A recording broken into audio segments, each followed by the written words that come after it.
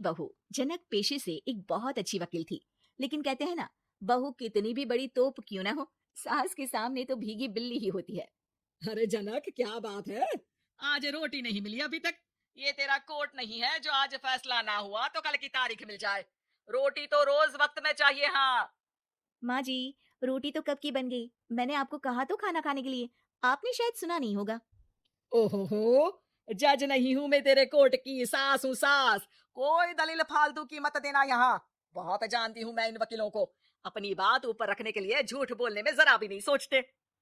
तभी वहां जनक के ससुर आ जाते हैं। अरे भगवान, क्यों बेचारे के काम को कोसती रहती है हमेशा। मैं भी तो था वहां जब ये आई थी तुझे रोटी खाने को बुलाने के लिए। सास को तो अब गुस्सा आ जाता है कि कैसे किसी ने बहू की साइड ले ली। अरे वाह जी वाह। वो तो मैं जानती थी कि कोई ना कोई गवाह तो ये पेश कर ही देगी। पर मैं तो अब सीधा खाना खाकर सोने जाऊंगी। मुझे आदत नहीं है किसी से बहसा बहसी करने की। पता नहीं कैसे ये वकील इतना दिमाग लगाकर खुद तो झूठ बोलते ही हैं, साथ में झूठे गवाह भी ले आते हैं। जनक को सास के ताने सुनने की अब आदत सी पड़ जाती। एक दिन जनक वकील की ड्रेस पर काला कोट पहनकर कोर्ट के लिए निकल ही रही होती है कि अरे कहाँ चली काला कौवा बनकर? टोक दिया ना। अब कोर्ट तो वकील वाली ड्रेस पहनकर ही जाऊंगी ना। वाह भाई वाह, दामिनी तो मैंने भी देखी है। सन्नी पाजी ने ऐसा ही कोट पहना था और कहा था कि तारीख पर तारीख, तारीख पर तारीख। मतलब की कोई बात करनी है तो बोलिए, वरना वक्त नहीं है मेरे पास खराब करने के लिए। अरे पता नहीं तुझ में क्या देखा मेरे बेटे ने, सारा दिन वकीलों वाली बहस करती है, भोली भाली सास के साथ। अच्छा सुन, जो इतनी बहस मेरे आगे करती है ना, जरा अपने बॉस से कर ले, जो 1 साल भी ना हुए तेरी शादी को और काले कपड़े पहना दिए। अंदर जा और लाल कोट पहन कर आ, पता तो चले कि नई नवेली शादी हुई है। अरे माँ जी, कोर्ट में मेरा बॉस क्या करेगा, ये तो पूरे देश की ड्रेस है वकीलों के लिए। लेकिन सास तो ठहरी सास। अच्छा, तो कोई जरूरत नहीं है 2-4 साल कोर्ट जाने की। शादी थोड़ी पुरानी हो जाए तब इजाजत दे दूंगी मैं तुझे काले कपड़े पहनने की। अब क्या था, मन मारकर जनक को लाल रंग का कोट पहनकर कोर्ट जाना पड़ता है। उसके जाने के बाद आहा बढ़िया, ये पूरे देश की ड्रेस की बात करने वाली। अरे पहना दिया ना लाल कोट। अब सास आए दिन या तो जनक को उसके काम का ताना देती, या फिर उसका काम छुड़वा देने की धमकी। तंग आकर एक दिन जनक पति से कहती है, मैं सोच रही हूँ कि कोर्ट जाना बंद ही कर दूं। अरे क्यों यार, इतना अच्छा करियर है, क्यों छोड़ने की सोच रही हो? अरे लाल रंग का कोट पहनकर जाना पड़ता है। हर बात पर सास ताना देती है कि वकील तेज होते हैं, सवाल जवाब करते हैं, झूठी दलीलें देते हैं। अरे तो ठीक है ना, वो जो कहती है अपनी समझ से कहती है, लेकिन तुमको तो पता है ना कि सच्चाई क्या है। जनक को पति की बात से हौसला मिलता है कि तभी घर पर कुछ लोग आ जाते हैं। अरे आइए आइए पंच साहब, कैसे आना हुआ?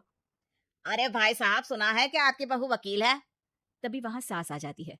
हाँ है तो, लेकिन क्या हुआ? फिर कहीं बहस कराई क्या? अरे हम तो खुद दुखी है उसके व्यवहार से। अरे भाभी जी, आपको तो पूरा मोहल्ला जानता है कि आप कितना बोलती है। फिर हम यहाँ बहू रानी की कोई शिकायत नहीं, बल्कि अपनी परेशानी लेकर आए हैं। ससुर जी खुश हो जाते हैं। हाँ हाँ, मैं अभी बहू को बुलाता हूँ। जनक वहां आती है, सबको नमस्ते करके बैठ जाती है। बहू रानी, हमारे गांव में बड़ी मुसीबत आ गई है। अब तो पूरे गांव की जिम्मेदारी मानो तुम्हारे कंधों पर है। अरे ना ना, इससे तो घर की जिम्मेदारी पूरी नहीं होती, ये गांव की जिम्मेदारी क्या लेगी? भाभी जी, आप चुप हो जाओ। यहाँ पढ़े लिखे लोगों की बात हो रही है। आप जाओ, जरा रसोई से सबके लिए चाय लेकर आओ। मैं कॉफी लूंगी। हाँ हाँ, वकील साहिबा के लिए कॉफी। सास सर पैर सब पटक कर वहां से निकल जाती है। बहू, गांव में पानी नहीं आ रहा है। पड़ोसी राज्य ने हमारा पानी रोक रखा है। इसका मामला तो बड़े कोर्ट में चलेगा पंच जी, लेकिन ऐसा क्यों? वो राज्य हम लोगों से पानी के पैसे मांग रहा है। अब आधे गांव में पानी की सप्लाई खत्म हो गई है बोरानी। अच्छा पंच साहब, बात गांव की है तो मैं जरूर केस लड़ूंगी। यहाँ एक बार फिर सास की एंट्री हो जाती है। अरे वाह जी वाह, ये काम करवा लो आप हमारी बहू से, बहुत अच्छा करती है। मैं हूँ सीधी सादी सास। इस लड़की ने कैसे लड़ लड़ कर मुझे साइड कर रखा है, ये तो अब आपको पता चल ही जाएगा। अरे भाभी जी, आपकी आवाज तो पूरे गांव को सुनाई पड़ती है जब आप बहू रानी को सुंदर वचन सुना रही होती है। अरे वकील बहू मिली है, फक्र करो फक्र।